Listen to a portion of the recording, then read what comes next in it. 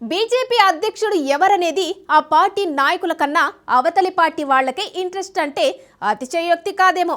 BJP కొత్త అధ్యక్షుడి గురించి ఆ పార్టీ హైకమాండ్ నిర్ణయం హోల్డ్లో పెట్టడంతో ఎవరికి తోచిన అంచనాలు వారు వినిపిస్తున్నారు. దసరాకు కొత్త అధ్యక్షుడు అన్నారు, ఆ పండగ పోయింది. సంక్రాంతి అన్నారు, అది కూడా అయిపోయింది. అయితే ఇప్పుడు వినిపిస్తున్న తాజా ముచ్చట ఏంటంటే నూతన అధ్యక్షుడి ఎంపిక జరిగిపోయిందని, ఆయన పేరును ప్రకటించడం ఒక్కటే మిగిలిపోయిందని అంటున్నారు. మరి అంత ఫిల్టర్ అయిపోయిన తరుణంలో అసలు కొత్త అధ్యక్షుడు ఎవరు? అదేంటో తెలుసుకోవాలంటే ఈ స్టోరీ చూడండి.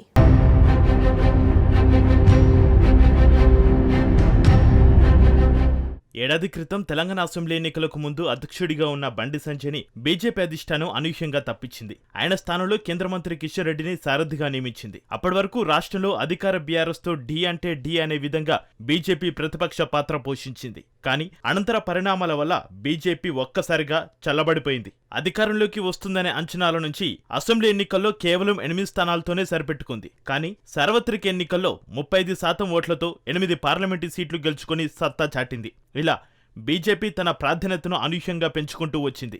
అయినా ఆ పార్టీ అధ్యక్ష మార్పిడి గురించిన వార్తలు ఎప్పుడూ హాట్ టాపిక్ అవుతూనే ఉన్నాయి.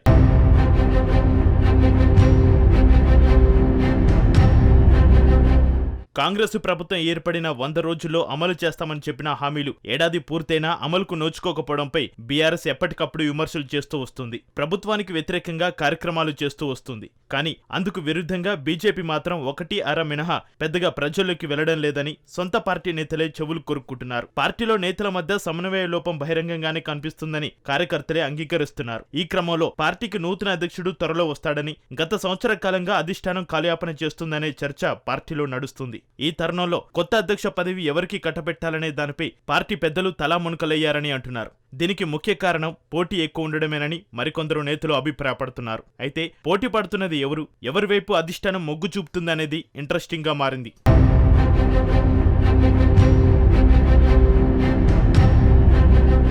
తాజా సమాచారం ప్రకారం రాష్ట్ర అధ్యక్ష పదవిని ఈసారి బీసీ నేతకు ఇవ్వాలని పార్టీ పెద్దలు ఒక నిర్ణయానికి వచ్చినట్లుగా తెలుస్తోంది. ఎందుకంటే ఇప్పటికే ఉన్న అధ్యక్షుడు కిషన్ రెడ్డి, బీజేఎల్పీ నేత ఏలటి మహేశ్వర్ రెడ్డి ఇద్దరు కూడా రెడ్డి సామాజిక వర్గానికి చెందినవారు. కాబట్టి బీసీ నేతల వైపు అధిష్టానం చూస్తుందనే చర్చ నడుస్తోంది. ఇక ఎంపీలు ఈటెల రాజేందర్, ధర్మపురి అరవింద్ పేర్లు ప్రముఖంగా వినపడుతున్నాయి. ఈటెల రాజేందర్ కు అమిత్ షా అండదండలు ఉన్నాయని, రాష్ట్రంలో సీనియర్ నాయకునిగా గుర్తింపు ఉన్న నాయకుడని, ఆయనకే పదవి అని పార్టీలో కొందరు అనుకుంటున్నారు. మరోవైపు ధర్మపురి అరవింద్ మొదటిసారి ముఖ్యమంత్రి కూతురు కవితను ఓడించి పార్టీ పెద్దల దృష్టిని ఆకర్షించారు. 2024లో రెండోసారి కూడా గెలిచి తాను బలమైన నేతగా నిరూపించుకున్నారు. తుది నిర్ణయంగా ధర్మపురి అరవింద్ వైపు హైకమాండ్ మొగ్గు చూపుతుందేమో అనే అభిప్రాయాలు వినిపిస్తున్నాయి.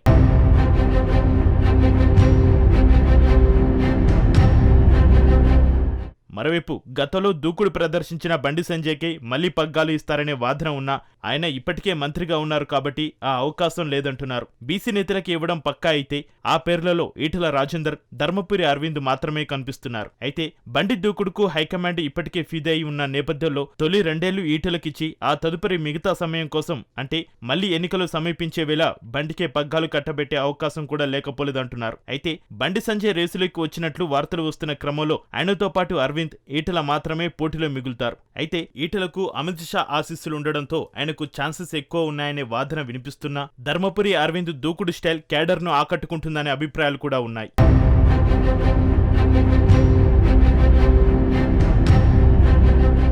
ఈ సంక్రాంతి తర్వాత పార్టీకి కొత్త అధ్యక్షుడు వస్తాడని కొద్ది రోజులుగా పార్టీ నేతలు చెబుతున్నారు. అయితే అధిష్టానం ఇప్పటికే రాష్ట్ర సారథిగా ఎవరిని నియమించాలనే విషయంలో ఒక నిర్ణయానికి వచ్చిందని, త్వరలోనే ప్రకటన ఉంటుందనే వ్యాఖ్యలు ఊపందుకున్నాయి. మరి హైకమాండ్ నిర్ణయం తీసుకుంటే గనక ఆ నూతన అధ్యక్షుడు ఎవరనేది మరికొద్ది రోజుల్లో తేలిపోతుంది అంటున్నారు. Let's wait and watch.